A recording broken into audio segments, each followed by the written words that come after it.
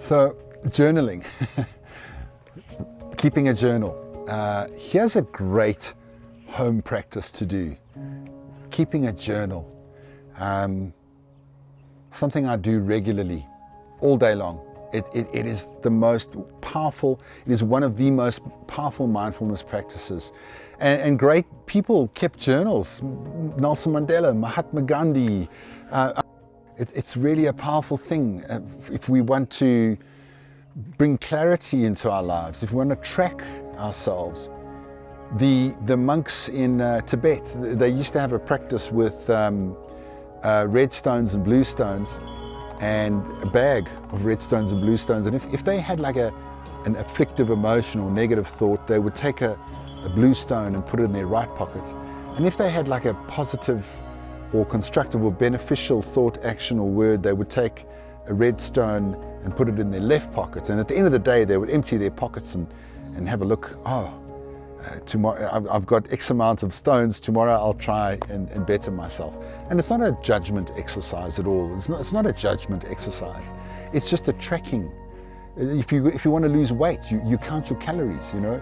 You don't beat yourself up if you cheated. You just say, oh well, tomorrow I've got to be more aware. I can only have so many calories. So let's take, for this journal practice, the attitude in the mindfulness definition. Mindfulness can be cultivated by paying attention in a particular way, on purpose, in the present moment, and with 3 attitudes of non-judgment, open-heartedness, and non-reactivity. So let's take non-reactivity, okay? Put that at the top of the page, and then a little plus and a minus. Sometimes I say greater than and less than, you know, because plus and minus makes it seem very black and white. And then a little to do at the bottom.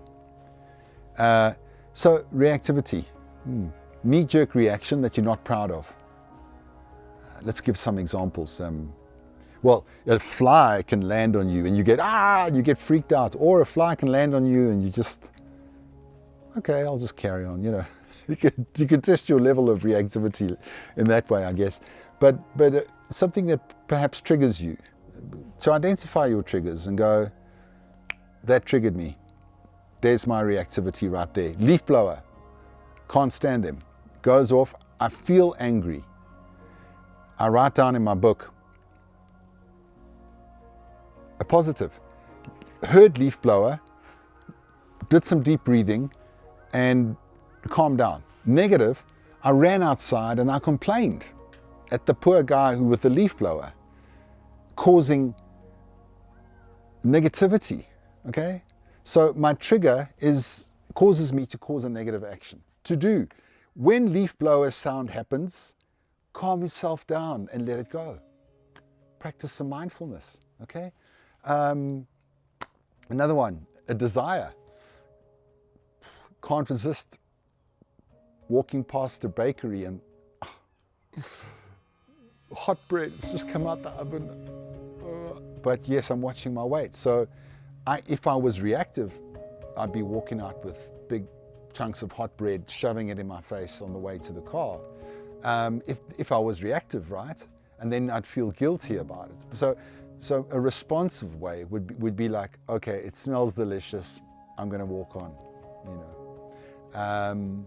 And then we can be response-able rather than being reactive. Road rage, there's the reaction. Someone cuts in front of us, boom, we're triggered. Anger, okay, write that in your journal. Road rage, I was triggered. Make notes of your triggers and then celebrate the wins, okay? So celebrate the wins. This is what the journal is for. Notice what the triggers are and the negatives. That person's going to push my buttons, my partner's going to say something and it's going to trigger me and I'm going to react. How can we turn those reactions into responses? Okay? How can we turn reaction into response?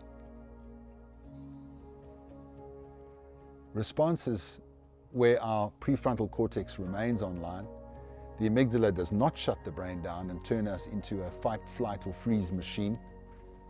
But now we are response able, cool, calm and collected, using the hacks, the brain hacks of mindfulness over our ancient wiring. which is that fight, flight, or freeze, that sympathetic nervous system. Using your journal to shine the light of awareness on your actions, your thoughts, and your words. That's real therapy right there, right there. Tracking yourself and learning about yourself. And if we can do one thing with awareness, we can do everything with awareness. Rewire ourselves for a better life, for our best selves. It's not just going to happen in the morning. You wake up, you have to work at it. And it's a joy. It's a joyous effort. So that's the journal practice, the house practice, the home practice of journaling, non-reactivity. I hope that makes sense. Give it a try, at least for 1 week. Give it a try. Thanks.